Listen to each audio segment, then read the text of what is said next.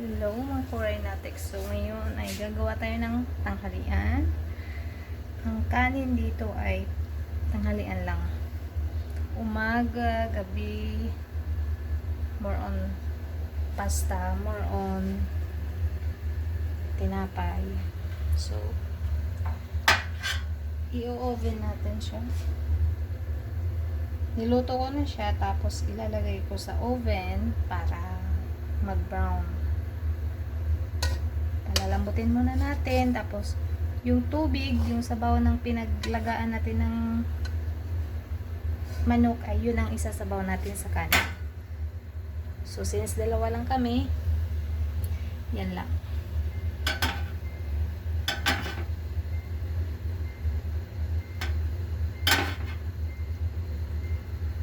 Tapos ito yung gulay, kalabasa. So, gagawa tayo ng sauce para sa ating manok.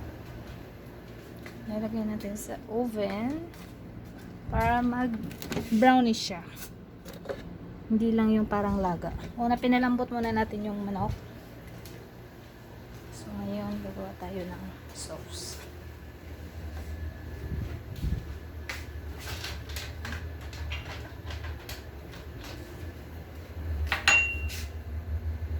Ito.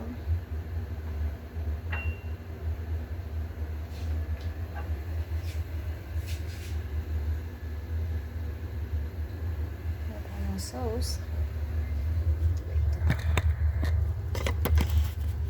Lagay natin.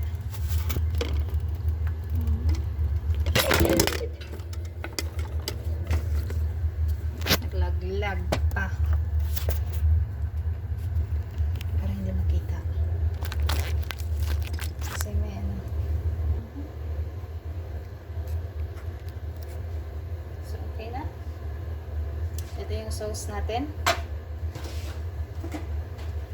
Lalagyan natin ng turmeric powder para mag-yellow.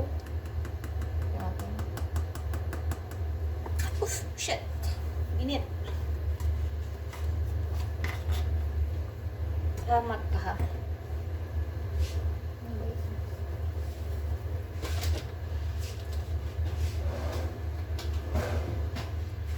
So, sauce. Tomato paste. Turmeric powder, kunting tubig mula sa pinaglutuan natin ng manok, and then lagyan natin ng kunting oil,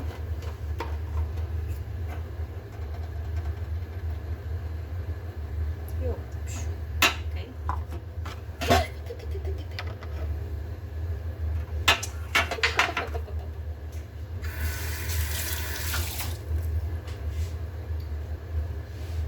So ito,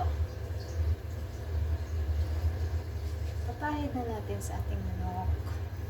Simply as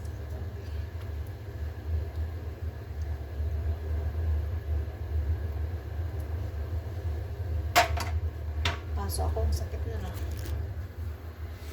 So ito. So ngayon, ibubuhos na natin yung tubig ng pinaglutuan natin ng manok sa kanin. So ganyan.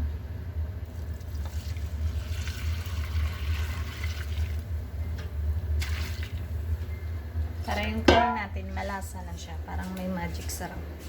Dahil sa may timpla na yung manok. So, yung kalabasa natin. Napakuluan. Kalabasa tsaka zucchini. Hindi ko alam anong Tagalog niyan eh. Zucchini. Basta alam ko zucchini lang.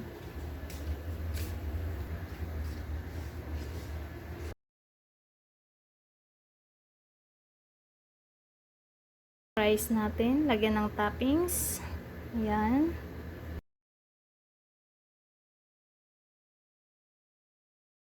Ayan yung gulay.